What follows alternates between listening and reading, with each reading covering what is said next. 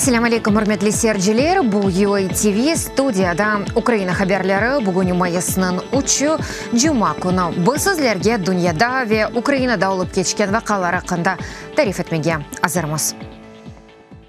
Rusya tecavüzünün vakti içinde Ukrayna şarkında 70 Ukrayna sınırcısı helak oldu. Ular Rus işgalcileri ve diversiyon gruppalarının uruşmak başlaganlardan birincileridir. Bu vaqtda Ukrayna sınır idaresi kurulmasının 101 yıllığı münasebetiyle yapılgan çıkışında Ukrayna prezidenti Petro Poroshenko dedi. Tedbirler Çerkas vilayetinde ötkerildi. Anda Ukrayna şarkında helak olgan sınırcılarının hatırasına abide koyuldu ve harbiy adamlarga devlet mükafatlar verildi. Минулі 5 років Україна пройшла великий шлях. Keçken 5 yıl devlet sınırın işançlık koruvu ne kadar mühim olganını gösterdi. Devlet sınır hizmetinin bölükleri Rusya tecavüzüne karşılık göstergenlerde birincileri oldu. Karman sınırcılar jentleşmek mecbur oldu. Yazık ki ama tecavüzga karşılık göstermekinin fiyatı pek pahalı oldu. Devlet sınırın 70 himayecisi Ukrayna'nın müstakilliği ve serbestliği için can verdi. Rusya Halkara Deniz Mahkemesi'nde Harbiy Sır Ukrayna denizcilerinin davasını müzakere etmege ret etti. Bu vaqtda Ukrayna Tışkı İşler Nazirinin muavini Yelena Zerkal haber etti. O bu davanın kanuniyligini eksiltmemegenini kaydetti. Mahkeme oturuşu Almanya'da Gamburg şehrinde mayısının 10'unda ötkerilecek. Karar ise mayısının sonuna kadar ilan etilmek gerek. 2018 senesi noyabrinin 25'inde Kiriç Boğazı yanında Rusya mahsus hizmetleri Odessa limanından Azaq denizi boyu Mariupol limanına yol tutkan Ukrayna'nın Berdyansk ve Nikopol katerlerine ve yanı Kapuriyet bukserine ucum etip onlarını zapt etti. Ukrayna denizcileri yanında 5 ay devamında Rusya sırında onlar sınırını kanunsuz surette geçivde esassız kabatlanıla. Moskvadaki mahkeme onlarını iyunun sonuna kadar tevkifli kaldırdı. Ukrayna ve halkara topluluğu Rusya'dan Ukrayna denizcilerinin azat edilmesini talep etti. Bütün dünya matbuat serbestliği günü bugün UNESCO Baş Konferensiyasının teşebbüsünün 1993 senesinden başlap geçirildi.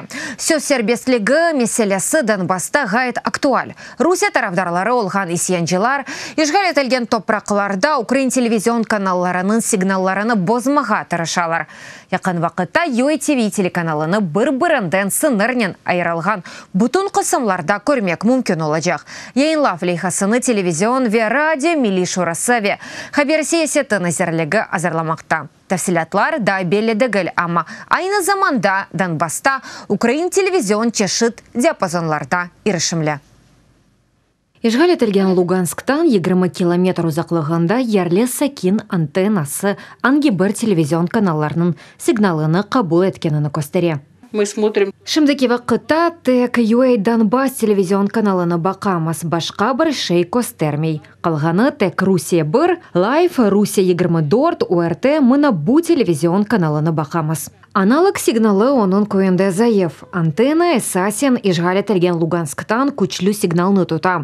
O yerde öz televizyon kulesi var. Alternativa yoldaş televizyonu. Stanitsa Lugansk'a yoklaf geçetinde nezaret altında olmayan bölgelerinin sakinleri aytalar ki yoldaş televizyonunu faal seyreteler.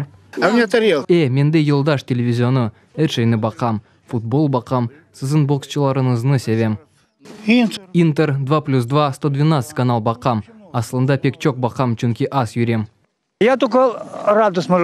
Men tek radını bakam. Yazlık evimde de yoldaş televizyonu. Muzikаны sevem, çeşit kayrılarını. Men Ukraynaga katnayım. Anda benim akrabalarım. Ukraynada herkes yoldaş televizyonunu seyretken zamanda Donbass'ın birçok sakini alada televizor baka. Esasen o işgal etilgen topraklar ve Rusya ile sınır boyunca erişimli.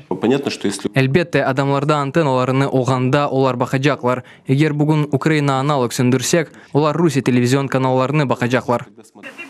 Rusya 1. Бу исе вақтын жешғал етілген Донецктен аналог сигналы. Илері мезілердеки бөлгелерден бірісінде аскерлер Русия пропаганда оларға жинайетчелер деген телевизорны сейреті. Аскерлер бұны чоқ құлақ асмай, чоқусалларда ерлесі кенлерге еткен тесірден раатсызлық дуялар. Как вот переубедить этих людей?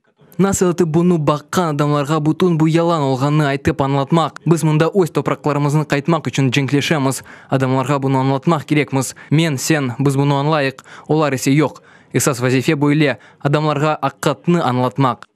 Бір қач антиукраин телевизион каналларыны бақып чыққан сон бекленілмеген ерді UATV-ны тапамыз. Жанлы яйында Елена Вознесенская эсас вақалар ақында. Сигналы Донецк телевизион каналларында баққанда күчлүджі. Демек, жебенің бір тарафында яшағанларда бізні сейреті біле. Милли шурада есе яқын вақытта UATV сигналыдан басында да чоқ қысмыны сарып ала білежігі қанда білдіріле. Мы ни у кого ничего не забирали. Біз ешбір кемседен ешбір шей алмадық, бұтын бұл біздің топрақларымыз. Ама Русия шәлчелері келіп, девлет яда хусуси шеркетлерінің аст япысыны чекіп алды. Ве ось пропагандасы үшін қолана, ве біз ось аст япымызны яныдан құрмақ мечбурмыз. Джинк себебінден чоқысы шейлер денішті. Алазарда телевизион ве радио яйынжалары Донбасс ве Қырымға яйынламақ үшін лицензияларны сәділештірілген усулнен ала. Ишғал етілген топрақларда Украина сигналы ән ишанчылы оларақ елдаш вастасы еле чалыша. Чүнки аналог яйынлаваны бозмаға енгіл.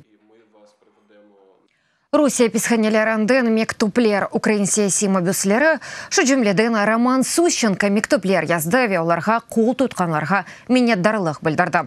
Бұақта Украина юқары радасы рейсінің бірінші мовины Ирина Геращенко білдірді. Мектуплерні ось Facebook сәфесінде ерлештірді. Қайдетті ке украинсия сима бюслері үшін Украина аққанда хаберлер алмақ пек муимдар. Журналист Роман Сущенко 2016 сенесі сентябрь 30-да Москвада яқаланылды. Сонында о жасуслықта қабатланылды ве 12 ел серт апиш жазасына махкум етілді. Америка Бірлешкен дәвлетлері Украинаға ярдымны арттырмақ ниетанды. Бірлешкен дәвлетлер Конгресс темсилчелерінің палатасы Украинаға ислатлар yolunda ве Русия тежавузына қаршылық көстеруінде Дазияда ярдым етмек керек олғана қанда білдірді. Бұақта Америка Бірлешкен дәвлетлеріндегі Украина елчілігі хабер етті. Ачық музыкерелер тышқы ішлер комитетінден олып кечті. Иштиракчилер қайдеттілер ке Вашингтон Украинаға қол тұтмалы. Айрыжа Русия тежавузына қаршы күрешті сейси ве арби техники ярдымының арттырылмасы. Азағден азынден вазиетінің незарет етілмесі бұның еле Авропа ортақларнен бераберлікті Русияге қаршы да санкциялар қойув меселесінде иш алып барув. Бірлешкен Миллетлер Тешкилетында Америка Бірлешкен Дәвлетлерінің яны даими темселжесі Келли Найткрафт ола біле. Бұ вазифеге оның намзетіні ресми оларақ президент Дональд Трамп көстерді. О сенатқа хабернаме йолады бұқта бейас евнің білдіруінде языла. Алазарда Крафт Канадада Бірлешкен Дәвлетлерінің элчісі вазифесінде болуна. Қанунға көрем Бірлешкен Миллетлер Тешкилетында яны даими темселжесі вазифесіне намзетінің таздықлануы эки басамақтан ибарет олacak. Ән ақылы унваны оғырында ярыш. Украинаның эпосы велетлерінден пайтақтқа истидатлы балалар келіп шықты. Олар Күчік Илемлер Академиясы иштиракчылары 250 бин иштиракчыден финалға 1200 шықты. Олар үч күн девамында чешіт ярышларда иштирак edecekler. Незарет іші язылмасы илми тетқиқат ишлерінің қорчалығы. Ғалеплер майысының алтысында ярышның тантанылық қапатылығы вақтында белгіленecek. Для нас это... Біз үшін бұл таныш олмаға бұйық имкяндыр. Бұл ер оқымақ ве ингишах етмек істегенлер үшін дженнеттір. Моя робота про збереження води. Менің ішім сув қорчалығы қында мен бір завод құрмаға теклиф етем. Бұны 30-40 миллион долларға алмақ мүмкін. Чүнки тешхизатлар бар, оны ялыныз темірлемек керек. Мен бұл іш ақында әркез білгенін істейім. Чүнки менің фикірімже бұғайт кереклеве емиетле мевзу. Үрметлі серджелер, бұ дақиқаға бұ сонки хаберімізі да чоқ хаберлеріні сізлер UATV.ua сайтымызда оқой білесіңіз. UATV иле олыңыз осыңызге мұқайтылыңыз, сағлықнен қалыңыз, көрішкенже.